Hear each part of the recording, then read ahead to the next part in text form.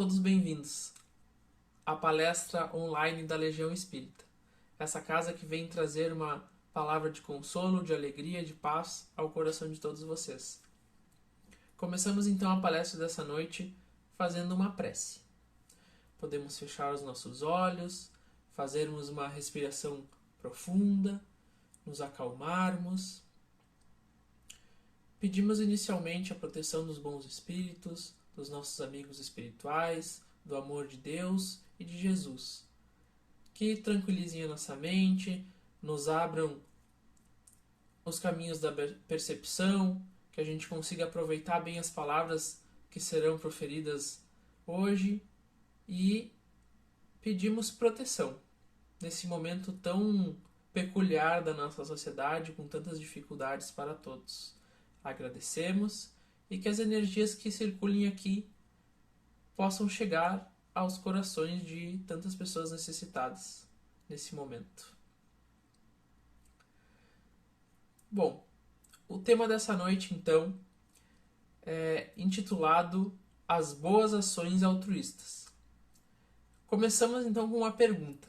É possível para nós, seres encarnados, praticarmos uma ação genuinamente altruísta, ou seja, sem nenhuma segunda intenção, sem querermos nos vangloriar, sem querermos a aprovação de outra pessoa, ou simplesmente sem querermos que essa ação seja colocada em um pedestal, né? Será que isso é possível? Nós vivemos num momento onde a exposição, a ostentação foi muito potencializada pela internet, né? Essa necessidade de nos mostrarmos não foi criada pela internet, mas com certeza foi potencializada. E então fica a indagação inicial. Será que as ações de caridade, de boas ações que a gente pratica ao longo da nossa vida são genuinamente altruístas? A doutrina espírita nos dá uma ideia de como esse tipo de motivação perturba um pouco as energias de ações de caridade, né? Elas originalmente, então, conforme nos fala a doutrina espírita, devem ser isentas de qualquer segunda intenção. Elas devem ser praticadas sem que a pessoa que as pratica pense em receber algo em troca. Uma parabenização, né, um olhar de um terceiro, né? E no capítulo do Evangelho segundo o Espiritismo, que trata desse assunto, capítulo 13, existe uma máxima, que a caridade não deve ter ostentação. Nesse capítulo é narrada uma passagem da vida de Jesus, onde diz o seguinte: Tende cuidado em não praticar as boas obras diante dos homens, para serem vistas, pois do contrário não recebereis recompensa de vosso Pai, que estás nos céus. Assim, quando derdes esmola, não façais tocar a trombeta diante de vós, como fazem os hipócritas, nas sinagogas e nas ruas, para serem louvados pelos homens. Diga-vos em verdade, que eles já receberam a sua recompensa. Quando derdes esmola, não saiba a vossa mão esquerda o que faz a vossa mão direita, a fim de que a esmola fique em segredo, e vosso Pai vê o que se passa em segredo, vos recompensará. Isso está em Mateus, capítulo 6, versículo de 1 a 4. Então, a gente sabe que Allan Kardec era muito didático, né? Então a gente vai aqui tentar elencar quais são as formas que essas ações podem ser feitas, né? Para que a gente comece a afinar o nosso olhar a respeito da qualidade das nossas ações. A gente vai elencar aqui 5 casos, né? Do pior jeito que a gente pode fazer e numa crescente de qualidade. Então, a pior maneira que a gente pode fazer um ato de caridade, uma boa ação, né, é de uma maneira onde a gente envergonha o que está sendo ajudado, né, sem um tato, sem uma qualidade, sem uma humildade naquela ação, e ainda fazemos na frente de outras pessoas, né, com intenções não tão nobres, intenções de sermos julgados, né, de sermos elevados aí em conceito dos outros. Segundo, prestamos um favor, fazemos bem a pessoa, mas mesmo assim temos intenção de sermos vistos. Né? Terceira situação, não existe o menosprezo, né? Mas existe uma intenção dissimulada de sermos vistos. Em algum momento a gente deseja, então, algum prêmio, né? Alguma recompensa em relação àquele nosso bom ato. Né? Uma ação quase escondida, mas ela existe. Quarto, então, a gente faz o ato e permanece anônimo. Já é uma qualidade bastante superior, então, né, de um ato de caridade. E quinto, é a maneira mais elegante, então, de fazer uma boa ação. A gente dissimula aquela esmola, né? A gente faz parecer que a pessoa que está recebendo merece de verdade. Então ela não se envergonha, né? Então isso exige tato, exige experiência, né? E também quando praticamos essa ação, não fazemos na frente de outras pessoas. Nos mantemos anônimos. Essa seria então a maneira mais elevada de praticar uma boa ação. Eu ouvi uma palestra de um palestrante espírita na web Rádio Fraternidade. Se eu não me esqueço, o nome do palestrante era Simão Pedro. Ele dava uma abordagem um pouquinho diferente a respeito do assunto. Ele dizia que essa passagem se referia que a mão esquerda não deve saber o que a sua mão direita faz. Então ele diz o seguinte, pergunta à plateia: vocês sabem quantas vezes vocês piscaram hoje? E a plateia diz que não. Vocês sabem quantas vezes o seu coração bateu hoje? Novamente uma negativa. E nesse momento as pessoas entendem onde que ele quer chegar. Que a questão trata de uma relação minha comigo mesmo. Que a minha mão esquerda não saiba o que a minha mão direita fez. Que os nossos atos, as nossas boas ações, elas devem ser tão automáticas, tão corriqueiras, que a gente simplesmente não se recorda tanto delas. Aquela ação não vai para um pedestal, a gente não comenta, hoje fiz uma boa ação. Né? Então ele diz que as boas ações caridosas, realmente caridosas, sem nenhuma segunda intenção, devem ser automáticas. Né? Como o piscar dos nossos olhos, como o bater do nosso coração. É uma reflexão feita por um espírito encarnado. Né? Mas, como Kardec comentou várias vezes ao longo das obras, cabe a nós, dia a dia, evoluirmos, né? Em entendimento, em avaliações. Nesse mesmo capítulo do Evangelho segundo o Espiritismo, capítulo 13, que é intitulado Que a minha mão esquerda não saiba o que dá a minha mão direita, existe um subitem, subcapítulo, que se intitula Os Infortúnios Ocultos. Nele é narrado a história de uma filha e de uma mãe, né, que, conforme a história diz, possuíam um nível financeiro e intelectual bastante elevado e se dedicavam a fazer caridade. Elas chegavam, então, de maneira muito simples a lares necessitados, né, as duas com uma postura muito humilde, entravam, faziam a sua boa ação, né? deixavam todas as pessoas que ali residiam, um lar de necessidades, né? Deixavam elas muito felizes, muito acalentadas com aquela doação e iam embora, sem falar muito sobre o assunto, né? Da maneira mais tranquila, humilde possível. E o texto diz então, por que os trajes tão singelos? Para não insultar os outros, com um luxo que não faz parte da vida deles. Porque ela leva a filha para ensinar, né? Para ensinar uma pessoa que no futuro vai dar seguimento às ações de caridade daquela mãe. Em algum momento a filha pede que a mãe dê a ela um pouco daquele dinheiro, que ela gostaria também de fazer uma boa ação, igual a mãe faz. E a mãe responde para ela: mas se eu te der, os ganhos da boa ação não serão teus.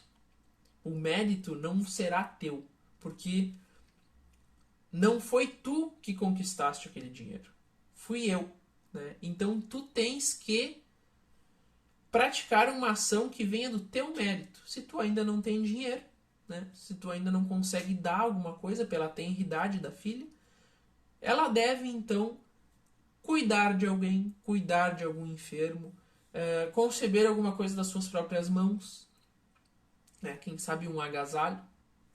E aí sim, dessa maneira existe um mérito, porque o esforço foi meu, não foi de outra pessoa. Então, isso a menina pode fazer.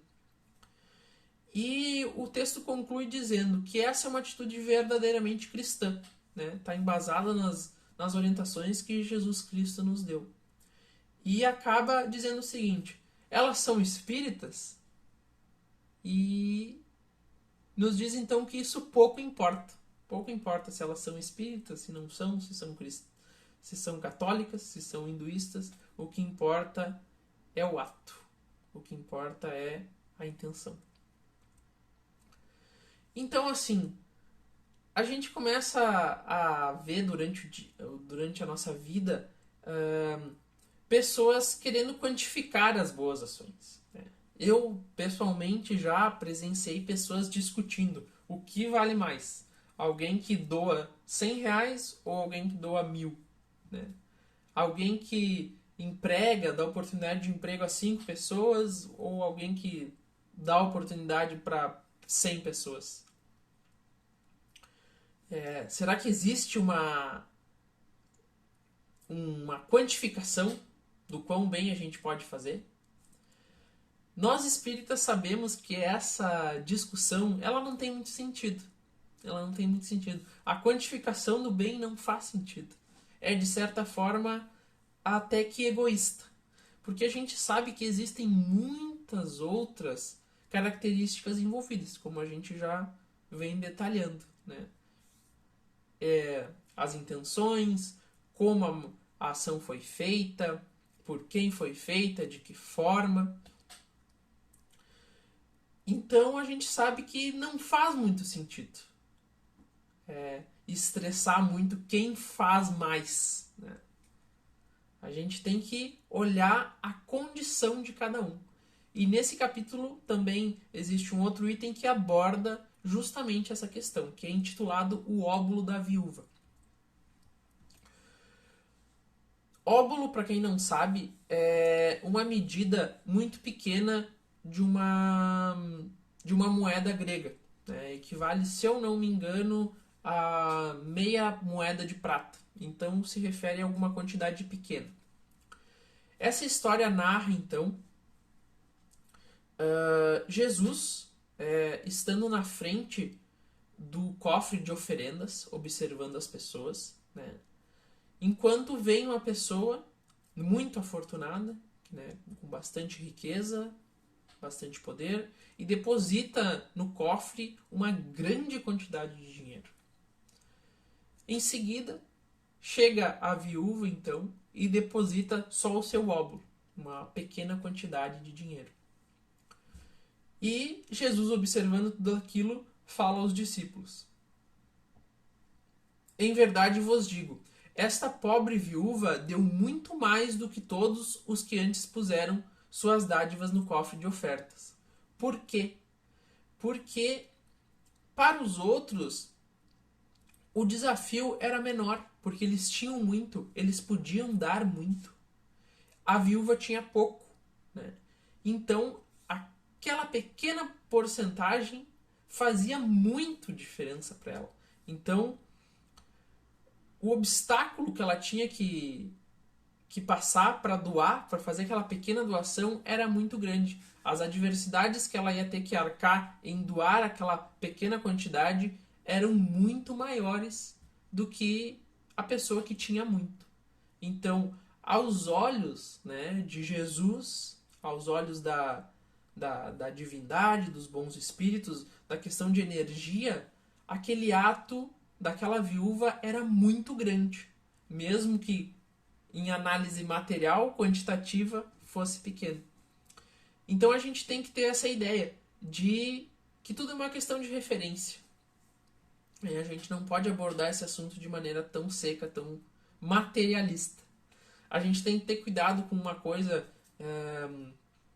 que é bastante danosa para o nosso caminho de evolução, que é o materialismo espiritual. É um conceito bastante amplo, mas aqui a gente vê uma faceta dele, que é justamente isso, tentar quantificar as nossas coisas boas, assim, quantificar as nossas boas ações, trazer para avaliações materiais os nossos esforços morais, espirituais. Então a gente tem que ter bastante cuidado com isso, né?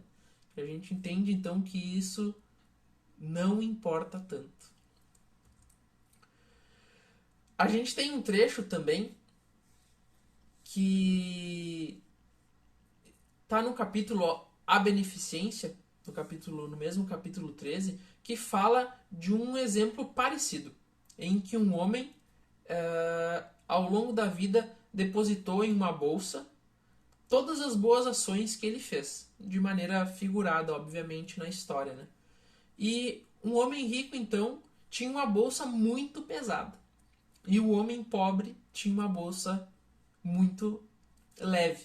E quando chegaram na frente de Deus, colocaram as duas bolsas na balança e, olha só, por uma surpresa, a bolsa menor, com pouca coisa, né, pouco valor financeiro, pesou muito mais. Pelos mesmos motivos que a gente já comentou. Porque aquele homem, além de dar valor, né, ajudar no material, ele praticava um tipo de caridade moral. Ele era indulgente, né, com os erros dos outros, ele escutava, se dedicava a fazer uma caridade moral, uma caridade espiritual, que acompanha, né, o assistencialismo, a caridade material. Mas naquele caso ali, as ações desse homem pesaram muito mais que alguém que simplesmente doou valores financeiros. Então a gente tem aqui uma primeira demonstração de que é possível praticar caridade além do assistencialismo, né? A gente vive num mundo onde as pessoas precisam comer, precisam de itens materiais para sobreviver, mas isso é muito limitado. A gente precisa mais. Existe um trecho do livro Viajor, de Emmanuel, transcrito por Chico Xavier, que ele nos dá vários exemplos de como ajudar. E a gente vai transcrever eles aqui rapidamente. Para o faminto é o prato de sopa fraterna. Para o triste é a palavra consoladora. Para o mal é a paciência com que nos compete auxiliá-lo. Para o desesperado é o auxílio do coração. Para o ignorante é o ensino despretensioso. Para o ingrato é o esquecimento. Para o enfermo é a visita pessoal. Para o estudante é o concurso do aprendizado. Para a criança é a proteção construtiva. Para o velho é o braço irmão. para o inimigo o silêncio, para o amigo o estímulo, para o transviado o entendimento, para o orgulhoso a humildade, para o colérico a calma, para o preguiçoso é o trabalho, para o impulsivo a serenidade, para o leviano a tolerância, e para os deserdados da terra é uma expressão de carinho. Então, como ajudar sem dinheiro? A gente já tem aí vários exemplos. A nossa evolução moral, né, evolução espiritual, nos dá condições de observar as situações de uma maneira muito mais elevada, muito mais lúcida. Então, à medida que a gente vai praticando e vai crescendo, a gente consegue observar oportunidade. Né? Consegue observar oportunidade de ajudar os outros. Então, cabe a nós, né, mesmo que a gente não tenha condições financeiras de ajudar os outros, de captar, né, o momento certo de estender uma mão ao próximo. Porque as oportunidades vão ser inúmeras. Né? Isso, sem dúvida nenhuma, serão inúmeras. A gente tem que ficar atento. A gente tem que ir além do assistencialismo. Né? Quando a gente ajuda os outros, a gente usa uma expressão que a gente dá nascimento a ele. Né? Quando a gente vai lá e só pratica a esmola, a gente meio que se afasta daquele ser, a gente meio que mata aquele ser, entre aspas. Né? A gente não dá oportunidade, a pessoa precisa de mais. Né? Nem só de pão vivem os homens. Então a gente precisa estar atento. Emmanuel nos fala mais sobre a caridade. No livro O Consolador, na pergunta 255, diz assim: devemos nós, os espíritas, praticar somente a caridade espiritual ou também a material? Então ele diz que fora da caridade não há salvação. Reconhecendo que o trabalho imediato dos tempos modernos é o da iluminação interior do homem, melhorando-se-lhe os valores do coração e da consciência. Não podemos desprezar a caridade material, que faz do espiritismo evangélico um pouso de consolação para os infortunados. As obras da caridade material somente alcançam a sua feição divina quando colimam, quando se juntam, então, à espiritualização do homem, renovando-lhe os valores íntimos, porque, reformando a criatura humana em Jesus Cristo, teremos na Terra uma sociedade transformada, onde o lar genuinamente cristão será naturalmente o asilo de todos os que sofrem. Então ele confirma tudo o que a gente está falando. Existe um equilíbrio entre as duas maneiras de ajudar. A primeira, né, tirando as pessoas da necessidade material, é imprescindível, porque ninguém vai ter condições de pensar na sua evolução, de pensar no próximo, de barriga vazia, sem um teto, sem condições básicas materiais. Mas a partir daí a gente tem que dar o seguimento. Esse seguimento é o que vai propagar a renovação do mundo, né? Que vai ajudar que a gente entre na nova era prometida. A gente tem que abordar nesse momento também a questão da caridade exclusiva, que aborda a seguinte situação, onde a gente só ajuda pessoas que são do nosso círculo, pessoas que a gente concorda, pessoas da nossa família, pessoas do nosso time, do nosso lado da política, né? E isso também, isso é uma coisa muito limitada, porque se a gente está aqui assistindo esse vídeo, quer dizer que a gente tem internet, que a gente está em casa, que a gente tem um tempo, que a gente tem condições. Então, você entende que a nossa família, mesmo que tenha problemas, tem problemas pequenos, né? A gente tende a a concluir que existem pessoas mundo afora que têm muitos problemas, muito mais complexos, muito mais maiores, né? Maiores que os nossos. Então a gente tem que conseguir enxergar isso aí e levar a nossa condição que a gente tem de ajudar à frente. A gente tem que amplificar o nosso círculo de boas ações de caridade. Então a gente não pode ter uma recompensa, mas qual é a nossa motivação? Né? Qual é a nossa motivação para a gente continuar a praticar boas ações, mesmo que a gente não queira uma recompensa material, uma recompensa dos outros? Essa recompensa ela vem de um lugar que a gente não consegue medir. Dificilmente vai vir daquela pessoa, né? Vai vir de um outro lugar. Vai vir como uma resposta espiritual dentro do nosso caminho. Né?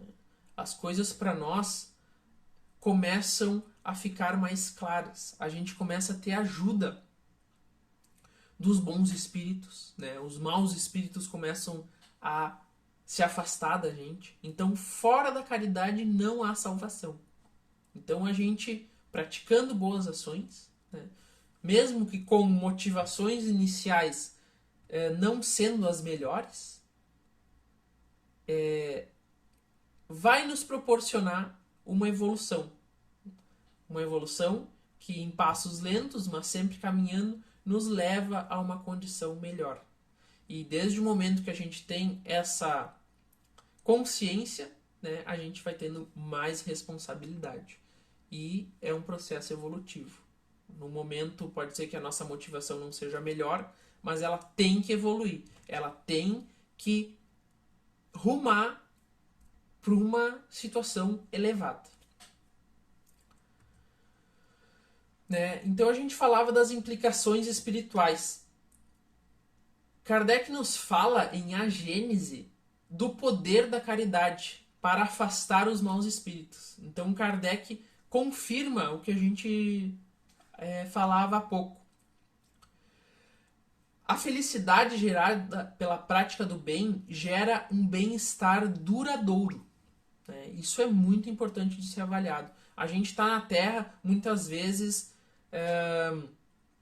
experienciando prazeres intensos, né? Festas, prazeres mais ligados à carne. E esses prazeres, eles não duram. Eles são intensos, mas não duram. E o prazer gerado pela prática do bem, pela prática das boas ações, ele é mais constante, é mais duradouro, nos traz um bem-estar a longo prazo muito maior. Então a gente tem que ficar atento.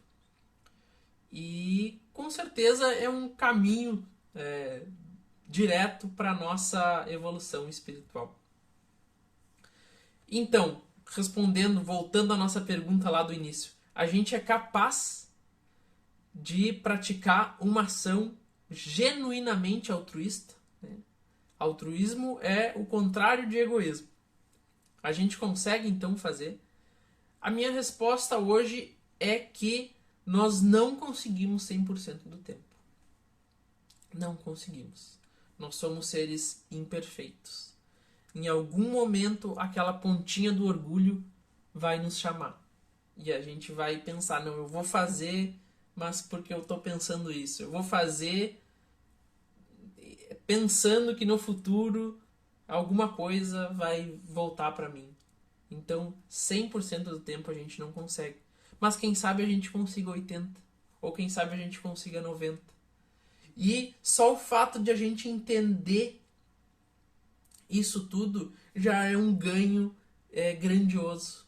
Só o fato de a gente pensar sobre o assunto já é uma coisa muito importante. O Kardec diz que a gente luta contra o nosso senso animal de preservação.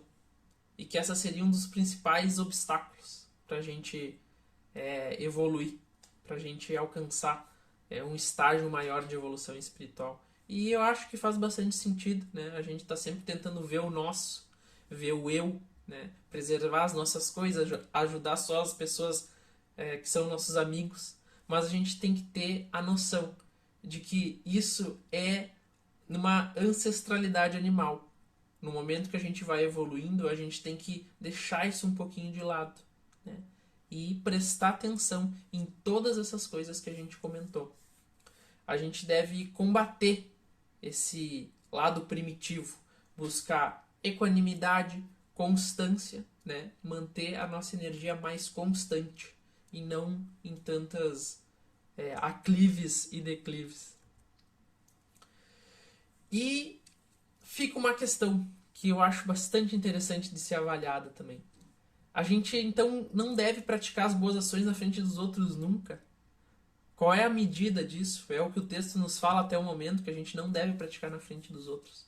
Mas eu tenho uma avaliação, um complemento a fazer em tudo isso. Quem sabe, às vezes, alguma pessoa precisa de um empurrão. Quem sabe, às vezes, ela precisa de um bom exemplo. E quem sabe não seja tu a pessoa que vai dar o bom exemplo para aquele irmão. E dando o exemplo, então, não seria uma oportunidade de essa pessoa praticar boas ações e a gente ir perpetuando isso? E então, qual é a avaliação? Que o que realmente importa é o que a gente sente quando a gente vai fazer alguma boa ação. Se a gente tiver uma intenção pura de, né, praticar a boa ação na frente dos outros, mas com uma intenção muito humilde, né, de ajuda mesmo, então aquilo ainda é válido, né? Mas a gente tem que pesquisar bastante, a gente tem que entrar lá dentro da nossa real intenção e ver. E é essa real intenção, bem no fundo, que a gente não consegue esconder da alta espiritualidade de Deus e que a gente no fundo sabe que deve ser avaliada a nossa intenção. O que importa somos nós mesmos. Então, lá naquela 5 tipos de boas ações que a gente descreveu o que estava sendo ajudado, o que estava vendo e não descrevemos o eu. E é o que a gente está fazendo agora, que é aonde a gente tem que ter a maior atenção. Quais são os nossos sentimentos? É difícil compor um sentimento puro? Com certeza. Com certeza. Mas a prática nos leva à perfeição. E o bom senso acompanha as pessoas de bem. Então, fica o chamamento, vasculhem nos seus pensamentos e identifiquem as reais motivações que vocês usam para fazer todas as ações da vida de vocês. Era isso por hoje. A gente vai fazer uma prece de encerramento e em seguida nos despedimos. Agradecemos as palavras dessa noite. Esperamos que, junto com a gente, os nossos amigos espirituais tenham aproveitado as palavras. Desejamos que a energia chegue aos corações de todos, né? Que a gente possa colocar em prática as coisas que a gente ouviu hoje. Era isso e nos despedimos. Até mais!